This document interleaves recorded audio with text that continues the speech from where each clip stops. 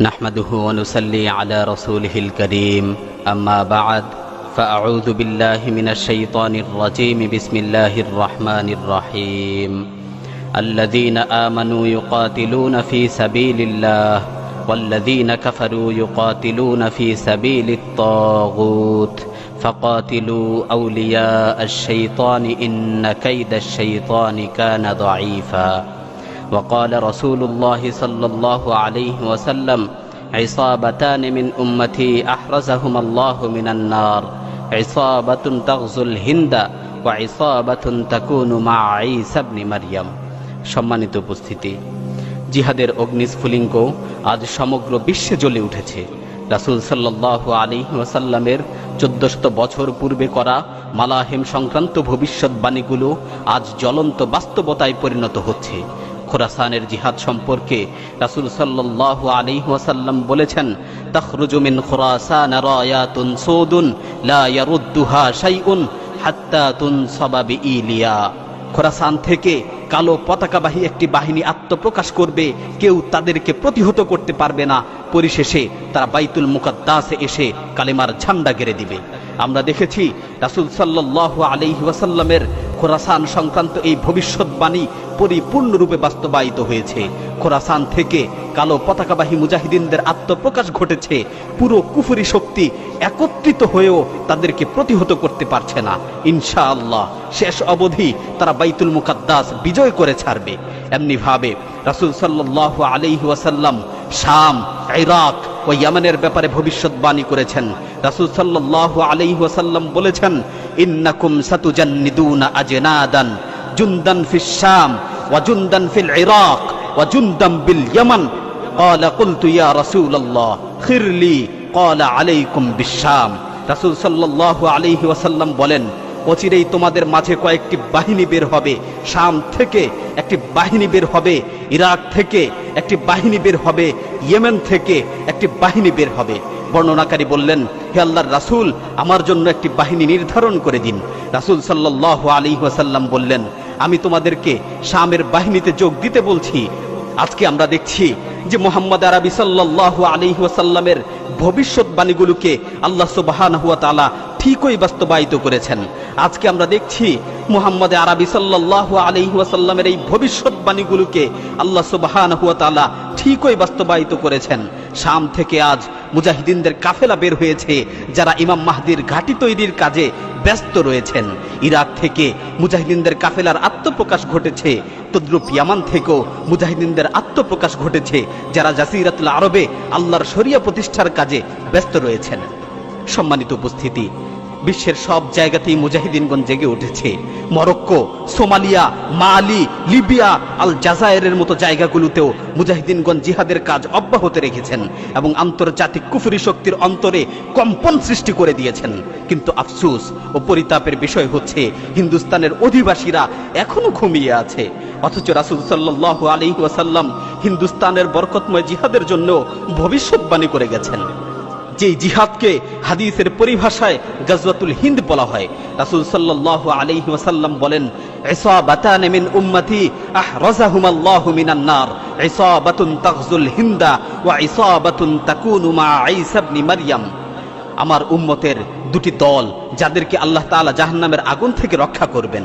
একটি দল হচ্ছে যারা হিন্দুস্তানের সাথে যুদ্ধ করবে, যারা গাজওয়াতুল হিন্দ করবে।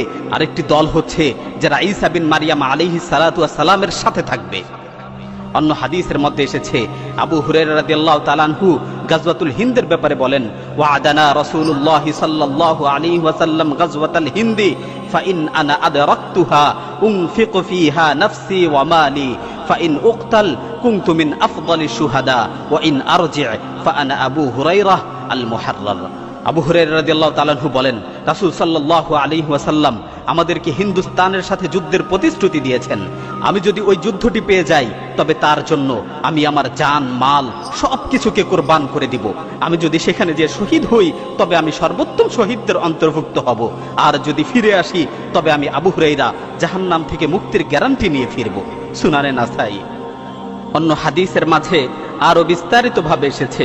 আবু হুরায়রা রাদিয়াল্লাহু তাআলা আনহু বর্ণনা করেন, قال رسول الله صلى الله عليه وسلم وذكر الهند فقال ليغزون الهند لكم جيش يفتح الله عليهم حتى يأتوا بملوكهم مغللين بالسلاسل يغفر الله ذنوبهم فينصرفون حين ينصرفون فيجدون ابن مريم بالشام. قال أبو هريرة إن أنا أدركت تلك الغزوة بعت كل طارف لي وتالد وغزوتها فإذا فتح الله علينا وانصرفنا فأنا أبو هريرة المحرر يقدم الشام فيجد فيها عيسى ابن مريم فلأحرصن أن أدنو منه فأخبره أني قد صحبتك يا رسول الله. قال فتبسم رسول الله صلى الله عليه وسلم وضحك. قال هيهات هيهات. হযরত আবু হুরায়রা রাদিয়াল্লাহু তাআলা আনহু হতে বর্ণিত, একদা নবী করিম সাল্লাল্লাহু আলাইহি ওয়াসাল্লাম হিন্দুস্তানের কথা বর্ণনা করতে গিয়ে বলেন যে তোমাদের মধ্য থেকে একটি দল হিন্দুস্তানের বিরুদ্ধে যুদ্ধ করবে, আল্লাহ তাআলা তাদেরকে বিজয় দান করবেন, শেষ পর্যন্ত তারা হিন্দুস্তানের প্রতাপশালী সম্রাটদেরকে শিকল দিয়ে বেঁধে বন্দী করে নিয়ে আসবে। ফলশ্রুতিতে আল্লাহ তাআলা তাদের পূর্বের সকল গুনাহ ক্ষমা করে দিবেন। অতঃপর তারা যখন ওখান থেকে ফিরে আসবে তখন শামে ঈসা বিন মারইয়াম আলাইহিস সালাতু ওয়াস সালামের সাথে সাক্ষাৎ করবে। অতঃপর আবু হুরায়রা রাদিয়াল্লাহু তাআলা আনহু বলেন ইন আনা আদরাকতু তিলকাল গাজওয়া বি'তু কুল্লা তারিফিন লি ওয়া তালিদিন ওয়া গাযাউতুহা ইয়া রাসূলুল্লাহ, আমি যদি ওই যুদ্ধটি পেয়ে যাই তাহলে আমি আমার নতুন পুরাতন সকল আসবাবপত্রগুলো বিক্রি করে দিব, আমি সব কিছু বিক্রি করে দিয়ে সেই বরকতময় জিহাদে অংশগ্রহণ করব। ফাইদা ফাতাহাল্লাহু আলাইনা ওয়ানসারাফনা ফাআনা আবু হুরায়রা আল মুহাররার, আল্লাহ যখন আমাকে বিজয় দান করবে আর আমি সেই যুদ্ধ থেকে যখন ফিরে আসব, আমি আবু হুরায়রা জাহান্নাম থেকে মুক্তির গ্যারান্টি নিয়ে ফিরব। তারপর আমি শামে যে ঈসা বিন মারইয়াম আলাইহিস সালাতু ওয়াস সালামের সাথে সাক্ষাৎ করব, তাকে যে বলবো আমি হচ্ছি আল্লাহর রাসূল সাল্লাল্লাহু আলাইহি ওয়াসাল্লামের সাহাবী আবু হুরায়রা। রাসূল সাল্লাল্লাহু আলাইহি ওয়াসাল্লামের কথা শুনে মুচকি হেসে দিলেন আর রাসূল বলতে থাকলেন হাইহাত হাইহাত আবু হুরায়রা, এটা তো অনেক দূরে, সেই সময়টা তো অনেক দূরে।